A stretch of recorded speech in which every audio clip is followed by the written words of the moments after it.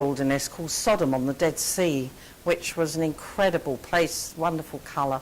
But I hadn't got the information for that.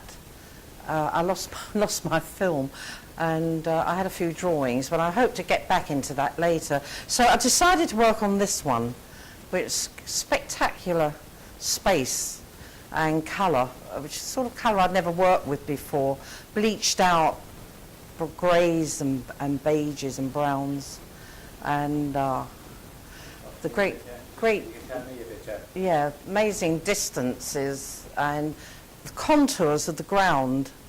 I was most interested in the way the erosion of the wind blowing across this desert had made all these beautiful shapes, and that's what I'm trying to get involved with. And I did the earlier one, and then this one, I don't know, there's the story of the scapegoat in the desert, and I just thought I'd add one of these mountain goats in there. I'd seen a painting years ago by Holman Hunt, and he actually tethered a real goat out in the Sinai desert and worked on it for a long time until the goat died, actually, of sunstroke.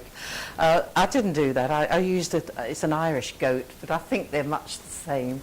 Mountain goats, long hair, and great big. It's an amazing painting. It's George Mellie's favourite painting, you know.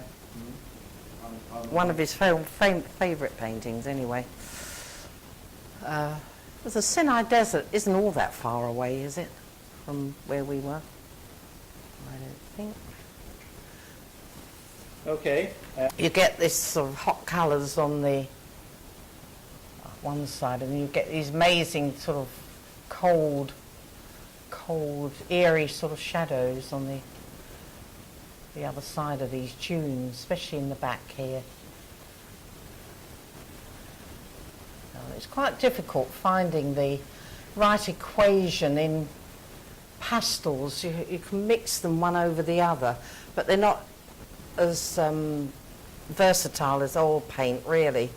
They're a bit more limited, and the range of colours is a bit more limited as well. But I like the chalkiness of it. It's more like the sand and the stone. I think I prefer the result I'm getting with this than I would with oil paint. I think that's the whole essence of it there.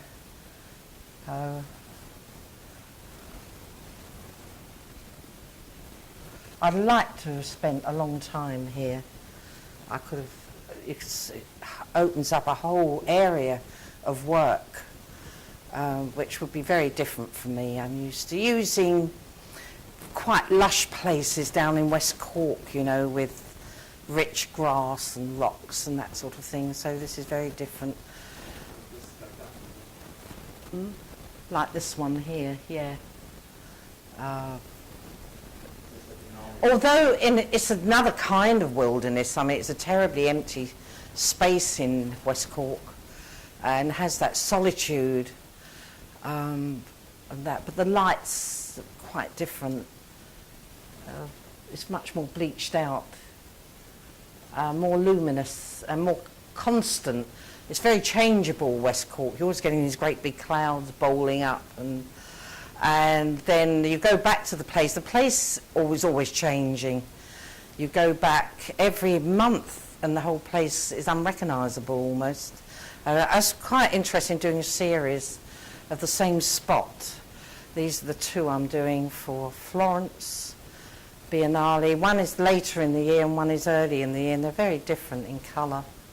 But I think if you went here, it'd be fairly constant. I don't think you'd get a lot of change in a desert.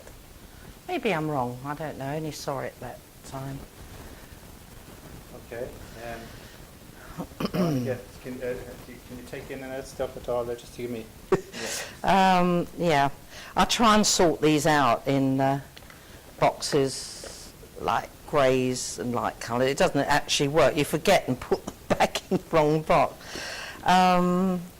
These are very good for doing large areas, and then these thin ones.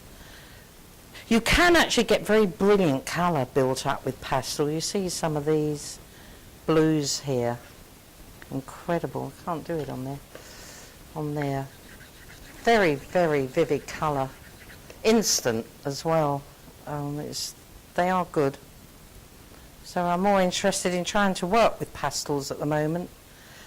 They're quite an unexplored area for me. And that's really come out from being in Israel, because I do find they've suited the subject matter much more than my usual using oil paint. Okay. Well, did you find the heat? What struck you about Israel particularly? I mean, how did it work on you as an artist? I wasn't too crazy on the city of Jerusalem. I found it very overbearing, and that sort of almost false spirituality about the place, that full of cult Christians, and I found it very off-putting. Visually, there were some lovely things there to look at, but I found the landscape more spiritual than the city where it's supposed to be at, in fact.